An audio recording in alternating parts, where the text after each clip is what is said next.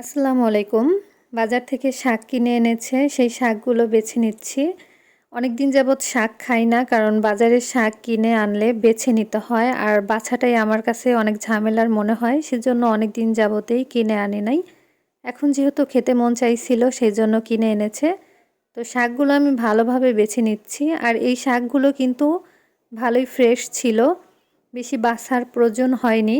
অনেক শাক আছে অনেক ভালোভাবে বেছে নিতে হয়, তো এগুলো বাছতে আমার বেশি একটা সময় লাগেনি।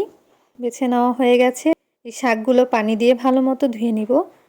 শাক রান্না করার জন্য আমি তেল দিয়ে দিলাম, পেঁয়াজ কুচি দিয়ে দিচ্ছি। শাকে একটু পেঁয়াজ কুচি বেশি দিলে শাকটা খেতে টেস্ট লাগে।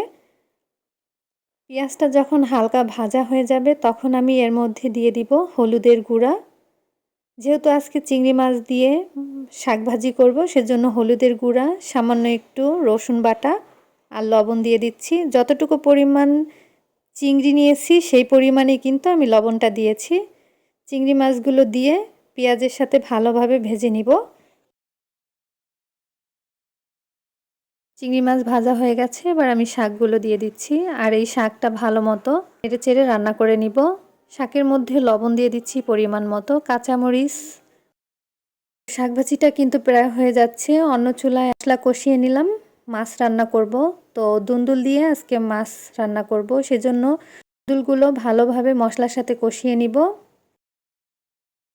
আর আজকে কিন্তু শাক ভাজি আর ধুন্দুলি রান্না করব, বেশি কিছু রান্না করব না।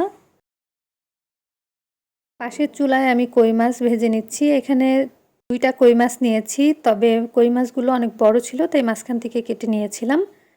ধুন্দুল থেকে কিন্তু অনেকটা পানি বের হয়েছে, এর মধ্যে কিন্তু আমি কোনো পানি দেইনি। ধুন্দুলের তরকারিতে কিন্তু পানি দেওয়া লাগে না, ধুন্দুল থেকেই কিন্তু অনেকটা পানি বের হয়।